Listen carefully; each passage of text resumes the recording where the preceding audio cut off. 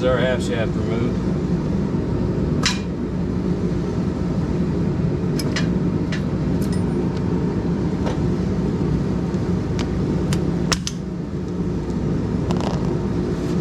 Next step of the process is going to be to remove the upper control arm.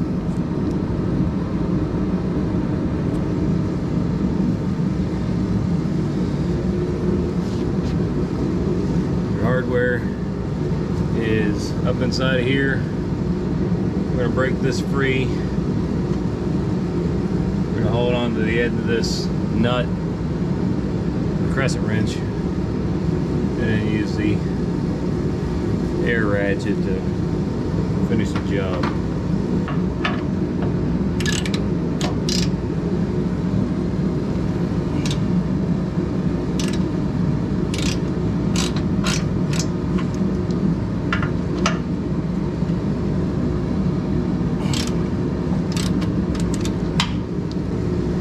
These parts have been on here maybe 60,000 miles. But at 3-inch level, it's pretty hard on the ball joint, so let's get new ones because I don't feel like taking it back apart in 3 months.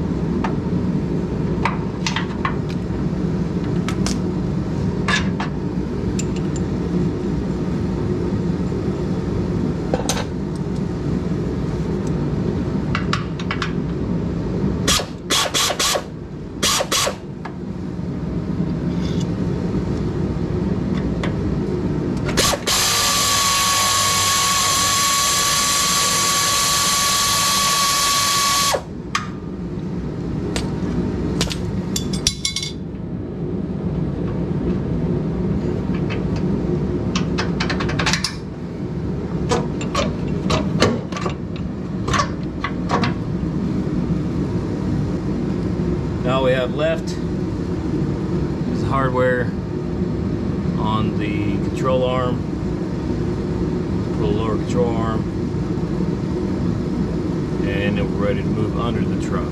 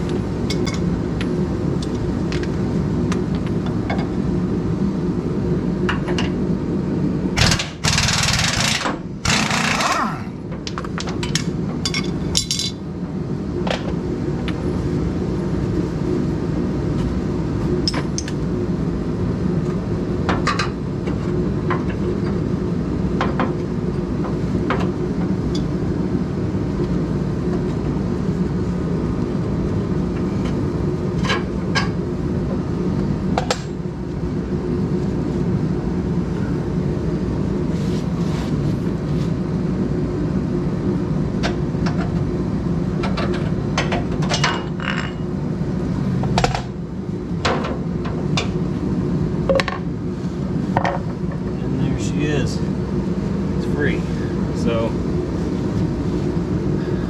that is all you need to remove everything under this side. I'm going to clean up this mess a little bit and we get started working on dropping the differential, which has never been out of there to my knowledge, so it should be fun. Alright, here's where it gets exciting. It's going to be hard to film, but we'll give it our best shot. We're going to be going under here, pull the skid plate, the front cross member, rear cross member, front drive shaft, and differential. So I don't know how much we'll be able to see, but I'll try to get the best shot I can.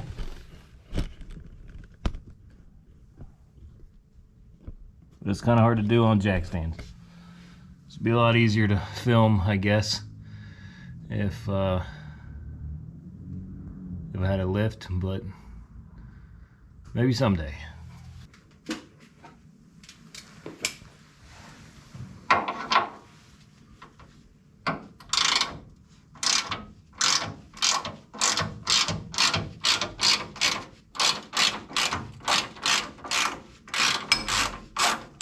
We're not going to take these out all the way. We're going to leave them for some support.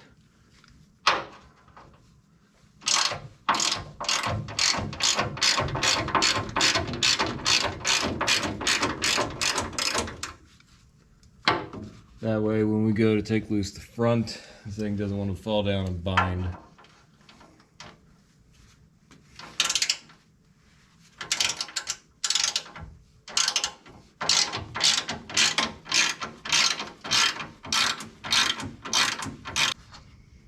I guess there is no front cross member to remove, only rear cross member.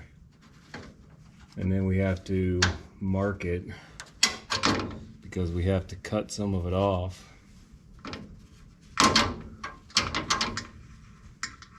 In order to install the aftermarket cross member.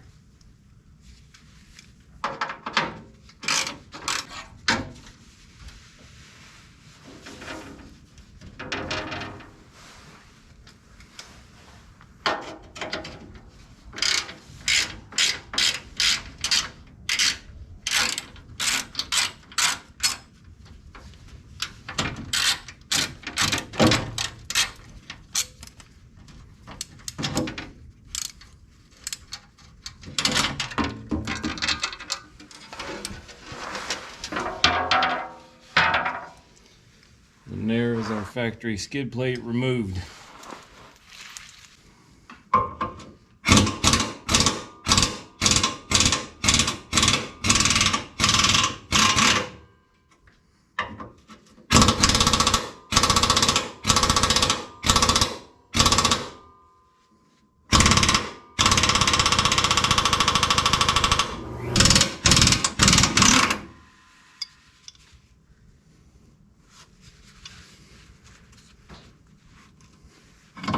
Working under something like this, you always got to watch. Stuff wants to fall down on you. That's why you should always wear safety glasses. You don't need a trip to the ER or the eye doctor.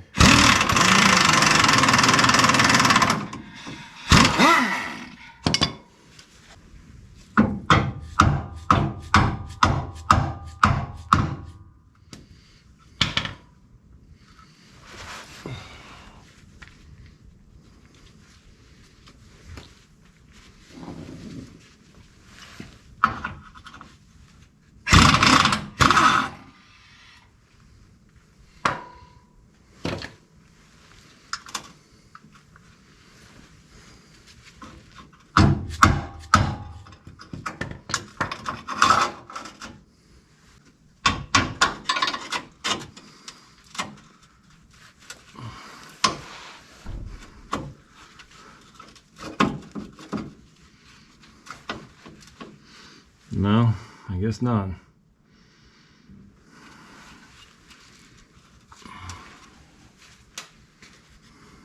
I guess that would just be too easy.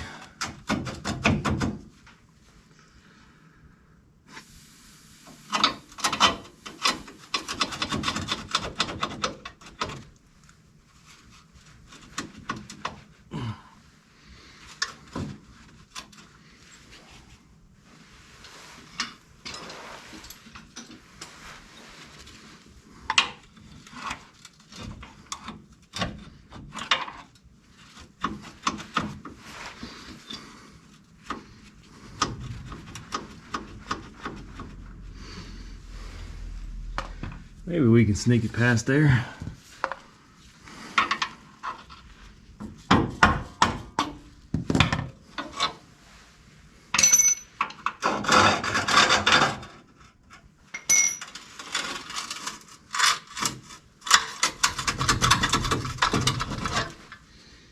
Well, there's a whole lot of dirt in that.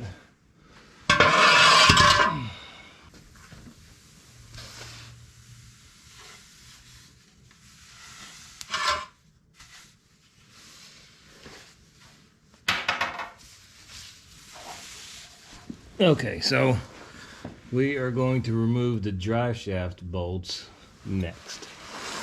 And that, let's see if I can get this light up here where we can see. Those are right here. Looks like there's 4 of them in this flange. Once that's done, then we can remove the differential mounting bolts, which there's one right here on the passenger side, and then there's one right up in there on the driver's side, but you get, it appears you get it through the front.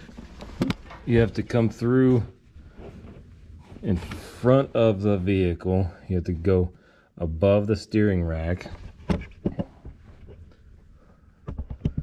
You have to go above the steering rack and through that hole. Mine is covered in power steering fluid, but it's right up there next to the steering U-joint. It's 15 millimeter. Then we can let this differential down and start cutting.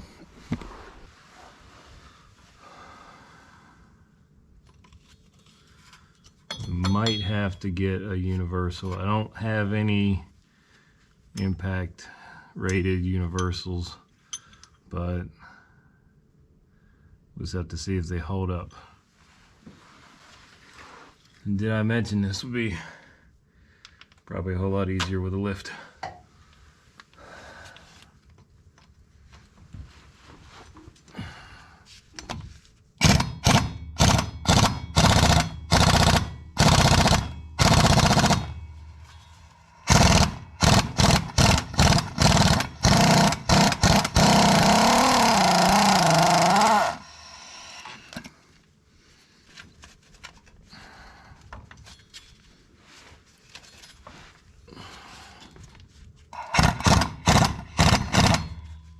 Get back around here.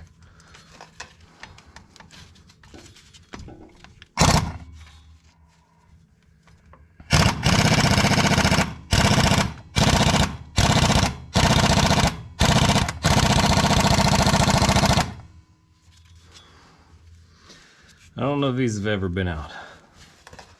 I know I keep saying that, but I haven't really done much work to this truck.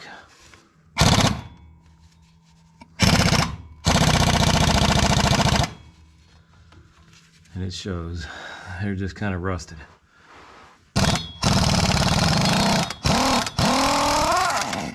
Whoa. Look out.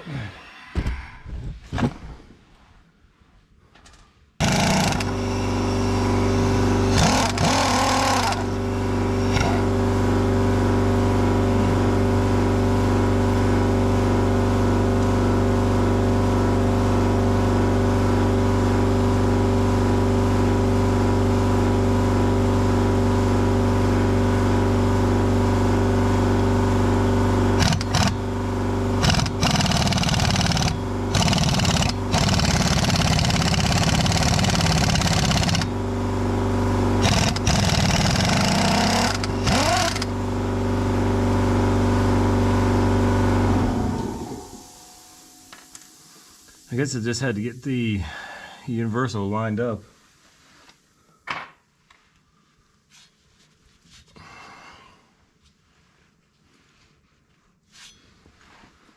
So I was getting as much torque input as possible.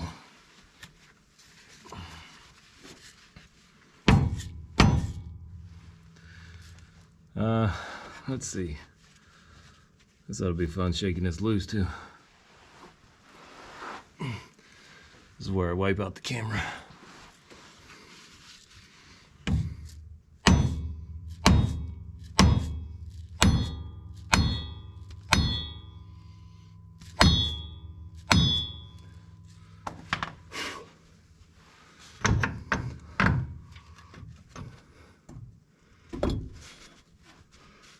All right.